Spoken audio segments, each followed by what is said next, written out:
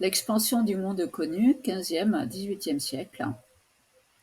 Programme de seconde bac pro. Vidéo réalisée à partir du diaporama collaboratif de la classe de seconde GATL du lycée Daniel Ageffry sur l'île de Saint-Martin aux Antilles. Colomb, Vasco de Gama, Magellan, des noms qui sont restés dans l'histoire, associés à de périlleux voyages au-delà du monde connu. Au XVe siècle, le monde connu des Européens était limité à l'Europe, à l'Asie et au nord de l'Afrique. Pourquoi les Portugais, tout d'abord, ont-ils décidé de longer l'Afrique pour en connaître davantage? Les raisons sont multiples. Depuis 1453, la route de la soie était bloquée à Constantinople par les musulmans. Impossible alors pour les marchands européens de continuer vers l'est.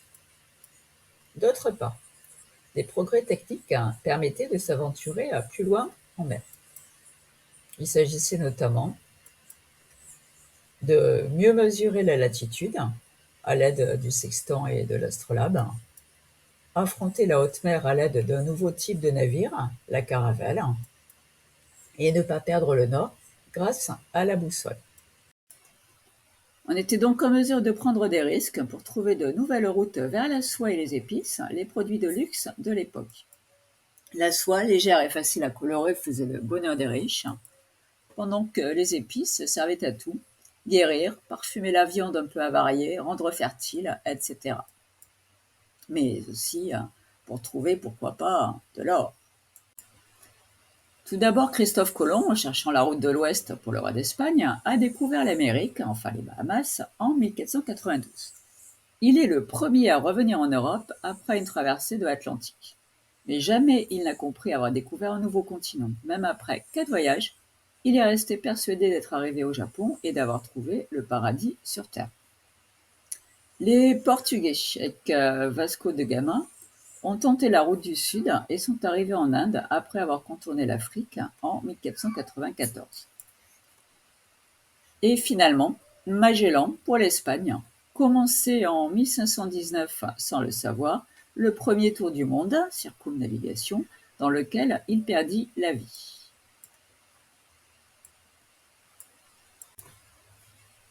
Cette course pour la conquête du monde exacerbe les rivalités entre l'Espagne et le Portugal. Elles sont à l'origine, en 1494, du traité de Tordesillas, qui, sous l'égide du pape, partage le Nouveau Monde entre ces deux puissances, selon une ligne nord-sud. Sur le papier, les Portugais semblent largement favorisés, avec l'Afrique et les Indes. Leur empire maritime est alors gigantesque. Tordesillas, c'est le premier partage du monde de l'histoire. On peut citer 2 autres dates. 1885, où les États européens se sont partagés l'Afrique et colonisée, et 1945, le partage de Yalta à la fin de la Deuxième Guerre mondiale.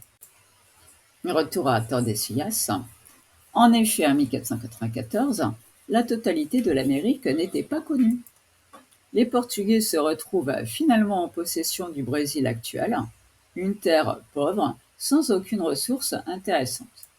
Alors que l'Empire espagnol, en revanche, couvre toute l'Amérique centrale, la majorité de l'Amérique du Sud, et renferme d'immenses réserves d'or, mais surtout d'argent, qui ont fait la fortune de l'Espagne. Les conséquences, directes ou indirectes, de ce traité.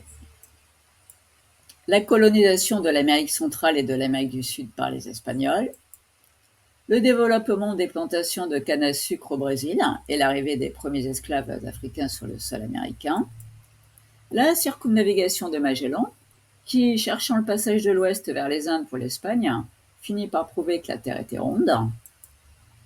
Les Français et les Anglais, ne reconnaissant pas le traité, mais conscients que les empires espagnols et portugais étaient déjà trop puissants pour être attaqués, se sentent libres de chercher la route du Nord et explorent ainsi l'Amérique du Nord.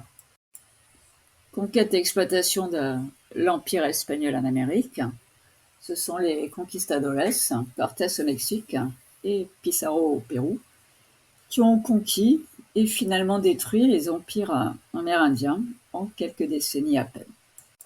L'empire aztèque était situé à l'emplacement du Mexique actuel. Il en reste des vestiges, essentiellement des temples et des pyramides. L'Empire Inca couvrait toute l'Amérique du Sud, Pérou, Bolivie, Chili et une partie de l'Argentine actuelle. Ces civilisations très développées, avec des villes de plusieurs centaines de milliers d'habitants, comme à Tenochtitlan, à Mexico, ont totalement disparu. Il n'en reste pratiquement rien, si ce n'est quelques traditions. Cortés a anéanti les Aztèques et Pizarro les Incas. Comment cela fut-il possible? Plusieurs raisons. Supériorité technique des Espagnols, qui possédaient des armes à feu et des armures en métal qui brillaient dans le soleil et impressionnaient terriblement les Indiens. L'effet de surprise, leur aspect physique, les barbes, la saleté, les chevaux ont pu laisser penser aux Indiens qu'il s'agissait de dieux. On n'est pas certain que ce ne soit pas une légende. Dans la cosmologie amérindienne, il existe 4 dieux principaux correspondant aux 4 points cardinaux: le nord, l'est, le sud et l'ouest. Mais surtout les maladies, nouvelles pour les Amérindiens, qui n'avaient donc pas d'anticorps, telles que la grippe, la rougeole, mais surtout la variole, qui fit des ravages. Sans oublier l'esclavage et la terreur auxquels furent soumis les survivants. Il ne reste pratiquement plus aucun Amérindien dans les Antilles, quelques-uns en Dominique. Les populations d'Amérique centrale et du Sud sont les descendants métissés des Aztèques et des Incas. Alors, plus au nord maintenant, nous allons raconter l'histoire du grand navigateur français Jacques Cartier. Jacques Cartier, 1451-1557. Navigateur et explorateur. Jacques Cartier était originaire de Saint-Malo, en Bretagne. On peut constater sur cette carte que Saint-Pierre-et-Miquelon, qui est encore aujourd'hui une collectivité d'outre-mer française, est située à l'entrée du Saint-Laurent, juste au sud de l'île de Terre-Neuve. La ville de Saint-Malo, en Bretagne, où il est enterré à la cathédrale Saint-Vincent. C'est le premier Européen à avoir remonté le fleuve Saint-Laurent au Québec. Les pêcheurs français s'aventuraient dans ces eaux lointaines lors des campagnes de pêche à la baleine ou à la morue. Ils étaient d'excellents navigateurs. La morue, codfish en anglais, c'est précisément en 1534 que Jacques Cartier a atteint le golfe du Saint-Laurent et commencé à explorer les territoires alentours, auxquels il a donné le nom de Canada. Alors, ce qu'on appelait alors les Indiens, aujourd'hui les Amérindiens, qui étaient-ils? Au Canada actuel, vivaient des Iroquois, des Algonquins, des Hurons, qui étaient organisés en nations, elles-mêmes divisées en tribus. Sédentaires ou semi-nomades, les hommes chassaient et pêchaient pendant que les femmes s'occupaient des tâches ménagères, récolte de maïs, de fèves, de courges, tannage des peaux, séchage du poisson, etc. Le Canada est réputé, à juste titre, pour la rigueur de ses hivers et la brièveté de ses étés. La France colonisa péniblement ces terres dures et froides. Mais la présence des Anglais plus au sud rendit la rivalité inévitable, aboutissant, entre autres raisons, à la guerre de 7 ans, à l'issue de laquelle la France perdit toutes ses colonies en Amérique du Nord, dont le Canada. La guerre de 7 ans, qui dura 7 ans, entre 1756 et 1763. Guerre à la fois en Europe et dans les colonies, elle est considérée comme la première guerre mondiale de l'histoire.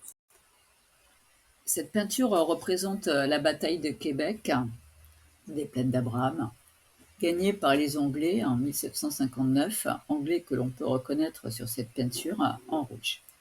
Le Canada est un pays légèrement plus vaste que les États-Unis.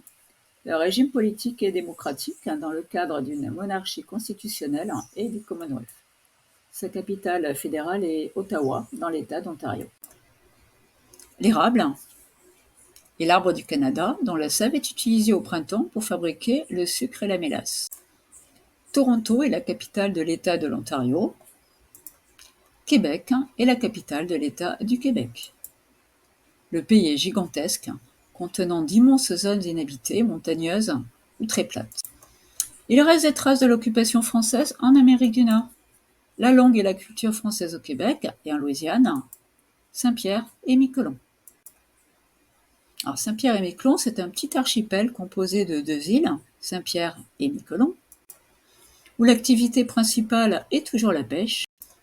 Très petite communauté de 6000 habitants, communauté française à la porte de l'Amérique. Qu'appelle-t-on aujourd'hui la diaspora indienne dans le monde, notamment à Saint-Martin? Question à prolonger dans le cadre du thème 2 de géographie de seconde bac pro ultérieurement.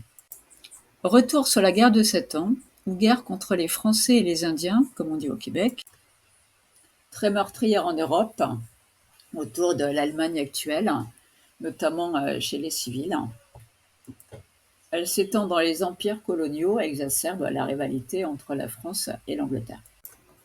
Considérée, on l'a dit, comme la première guerre mondiale de l'histoire, les puissances européennes concernées sont la Grande-Bretagne, la Prusse et Hanovre d'un côté, et de l'autre, l'alliance autour de la France, de l'Autriche, de la Suède, de la Saxe, de la Russie et ensuite de l'Espagne. Alors, bataille de Québec que l'on revoit ici, 1759, perdue par la France, mal soutenue par sa métropole. Alors, la guerre se conclut avec le traité de Paris qui entérine la perte de toutes les colonies d'Amérique du Nord de la France au profit de la Grande-Bretagne et le retour des îles à sucre à la France, la Martinique, la Guadeloupe, mais surtout Saint-Domingue. Les colons anglais en Amérique, de leur côté, ils ne craignent plus les Français qui ont disparu. Ils n'ont donc plus besoin de la protection des armées du roi d'Angleterre. Alors, on récapitule. Les restes de cette période française en Amérique, les îles de Saint-Pierre et Miquelon et la francophonie au Québec. Alors, l'exploitation des colonies à l'aide des compagnies de commerce, notamment la plus importante, la Compagnie des Indes orientales, anglaise en 1600, hollandaise en 1602. 17e, 18e siècle. Elle comportait un siège en Europe, des comptoirs ou escales sur la route, comme Saint-Louis au Sénégal ou le Cap en Afrique du Sud, et des possessions dans les régions sous influence, comme l'Inde.